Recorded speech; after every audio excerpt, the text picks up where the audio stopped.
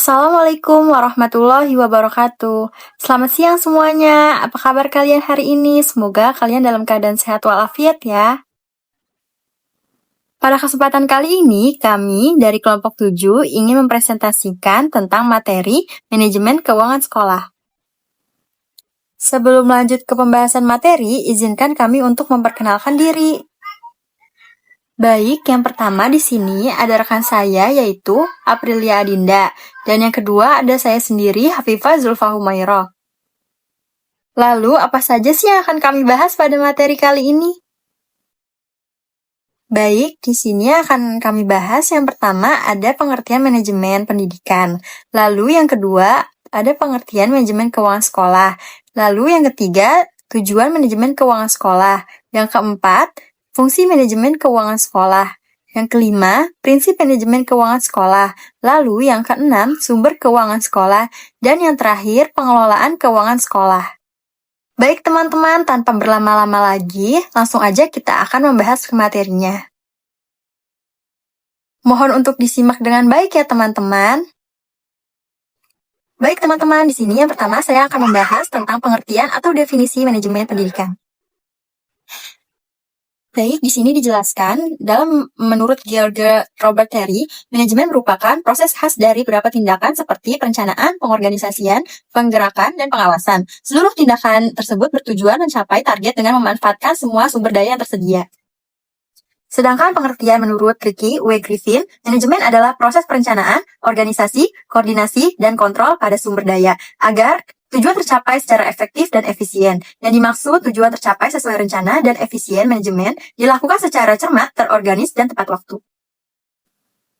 Lalu, di sini dapat disimpulkan bahwa manajemen adalah suatu proses di mana seorang dapat mengatur segala sesuatu yang dikeluarkan oleh individu atau kelompok. Manajemen perlu dilakukan guna mencapai tujuan atau target dari individu ataupun kelompok tersebut secara kooperatif menggunakan sumber daya yang tersedia.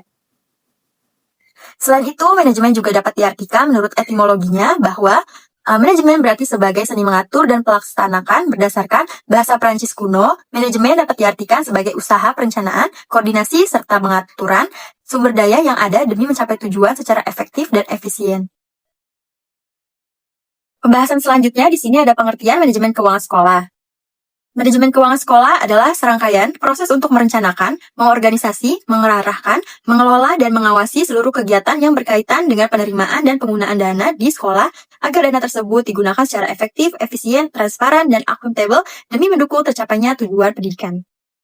Selanjutnya, dengan kata lain, manajemen keuangan sekolah memastikan bahwa setiap rupiah yang diterima sekolah dikelola dengan baik, mulai dari penyusunan anggaran, pelaksanaan anggaran, pencatatan, sampai pelaporan keuangan sesuai aturan yang berlaku seperti BOS, RKS, dan standar akuntabilitas sekolah. Lalu, pada slide selanjutnya, pada materi tujuan manajemen keuangan sekolah, melalui kegiatan manajemen keuangan, maka kebutuhan pendanaan kegiatan sekolah dapat direncanakan, diupayakan pengadaannya, dibukukan secara transparan, dan digunakan untuk membiayai pelaksanaan program sekolah secara efektif dan efisien. Maka ini, 3 tujuan dan manajemen keuangan. Yang pertama ada tujuan yang pertama, yaitu tentang meningkatkan efektivitas dan efisiensi penggunaan keuangan sekolah. Tujuan ini berarti bahwa dana sekolah harus digunakan seoptimal mungkin untuk mendukung kegiatan pembelajaran. Setiap pengeluaran diarahkan agar benar-benar bermanfaat dan tidak ada keborosan, sehingga sekolah dapat mencapai target pendidikan dengan penggunaan dana yang tepat dan hemat. Lalu yang kedua, di sini ada meningkatkan akuntabilitas dan transparansi keuangan sekolah, di mana menunjukkan bahwa seluruh proses pengelolaan keuangan harus dilakukan secara terbuka, jelas, dan dapat dipertanggungjawabkan. Sekolah wajib mencatat, melaporkan, dan menyampaikan informasi keuangan kepada pihak terkait, seperti kepala sekolah, komit, pemerintah, atau masyarakat, agar tidak ada keraguan tentang bagaimana dana digunakan. Lalu dalam tujuan yang terakhir, di sini ada meminimalkan penyalahgunaan anggaran sekolah. Dalam tujuan ini menekankan bahwa manajemen keuangan harus mampu mencegah terjadinya penyelewengan atau penggunaan dana yang tidak sesuai aturan. Ada sistem pengawasan yang baik, resiko kecurangan, kesalahan, atau penggunaan dana untuk kepentingan yang tidak semestinya dapat diminimalkan. Baik, pada slide selanjutnya atau pembahasan selanjutnya di sini ada fungsi manajemen keuangan sekolah. Di sini ada 8 fungsi tentang manajemen keuangan sekolah. Pada fungsi yang pertama yaitu perencanaan keuangan, membuat rencana pemasukan dan pengeluaran serta kegiatan-kegiatan lainnya untuk periode tertentu. Lalu, fungsi yang kedua pengangguran keuangan. Tindak lanjut dari perencanaan keuangan dengan membuat detail pengeluaran dan pemasukan. Lalu fungsi yang ketiga, pengelolaan keuangan. Menggunakan dana sekolah untuk memaksimalkan dana yang ada dan berbagai cara. Dan pada fungsi yang keempat, pencarian keuangan. Mencari dana mengeksploitasi sumber dana yang ada untuk operasional kegiatan sekolah. Pada fungsi yang kelima, tentang penyimpanan keuangan. Mengumpulkan dana sekolah serta menyimpan dan mengamankan dana tersebut. Lalu fungsi yang keenam, pengendalian keuangan. Melakukan evaluasi serta perbaikan atas keuangan dan sistem keuangan pada sekolah. Dan pada fungsi yang ketujuh, pemeriksaan keuangan. Melakukan audit internal atas keuangan sekolah yang ada agar tidak terjadi penyimpangan. Dan pada fungsi yang terakhir, tentang pelaporan keuangan. Penyediaan informasi tentang kondisi keuangan sekolah sekaligus sebagai bahan evaluasi. Selanjutnya, prinsip dalam Undang-Undang Nomor 20 Tahun 2003. Saat ini menegaskan bahwa berdasarkan Undang-Undang Sistem Pendidikan Nasional, pengelolaan keuangan sekolah wajib dilakukan secara transparan dan akuntabel. Selain itu, prinsip efektivitas juga penting agar dana digunakan tepat sasaran. Dengan kata lain, sekolah tidak hanya menerima dana, tetapi juga harus mengelolanya dengan bertanggung jawab. Selanjutnya, prinsip manajemen keuangan sekolah. Slide ini berisi 4 prinsip utama dalam pengelolaan keuangan sekolah.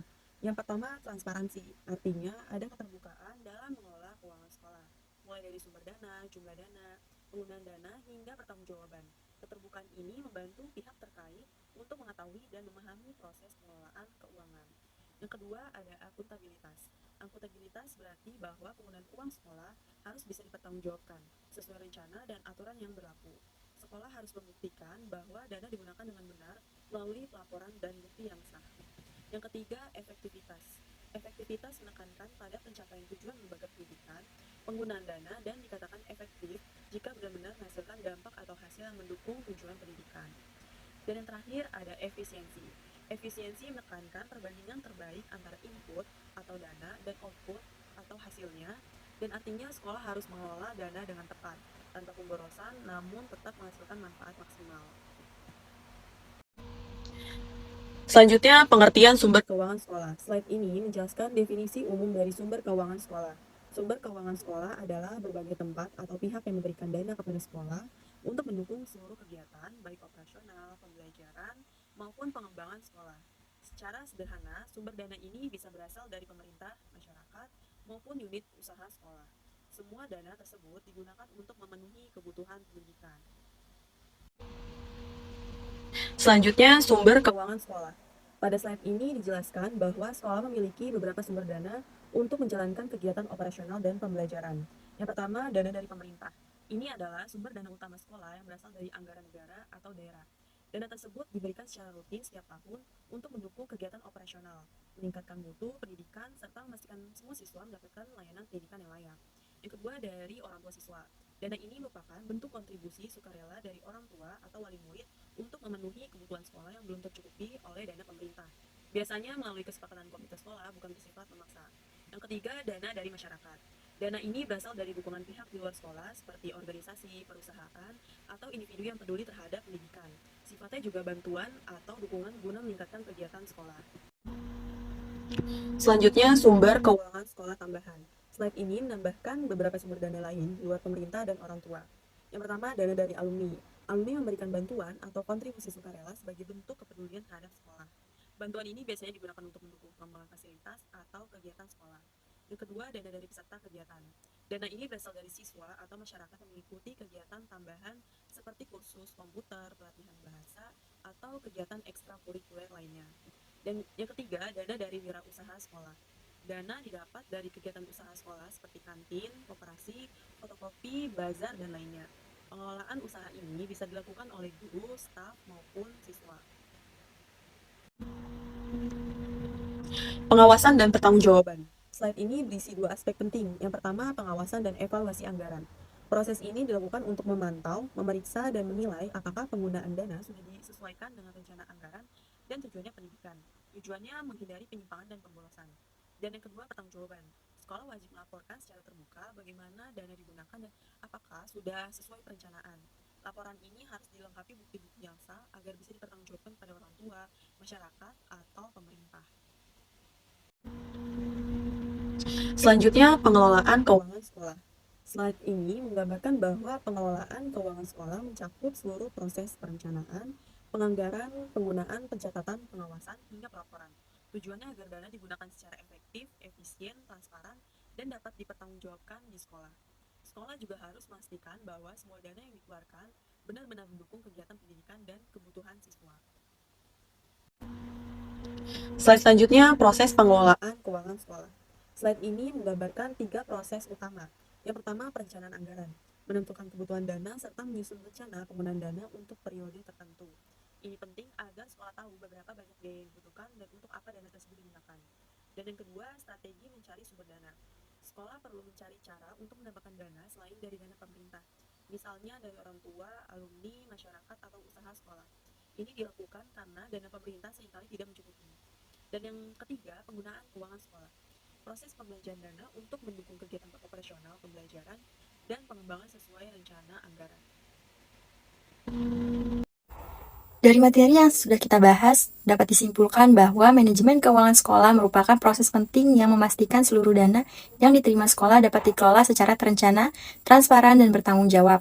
Melalui perencanaan anggaran, pelaksanaan pengeluaran, pencatatan, hingga pelaporan yang baik, sekolah dapat memanfaatkan sumber daya keuangan secara efektif dan efisien untuk mendukung setiap program pembelajaran. Dalam pengelolaan keuangan yang baik juga meningkatkan akuntabilitas, mencegah penyalahgunaan dana, serta membangun kepercayaan masyarakat terhadap penyalahgunaan pendidikan. Dengan demikian, manajemen keuangan tidak hanya berfungsi sebagai alat pengaturan dana, tapi juga sebagai fondasi untuk menciptakan lingkungan pendidikan yang bermutu, terarah, dan berkelanjutan. Baik, itu saja presentasi dari kami. Kurang lebihnya mohon maaf. Wassalamualaikum warahmatullahi wabarakatuh. Bye-bye.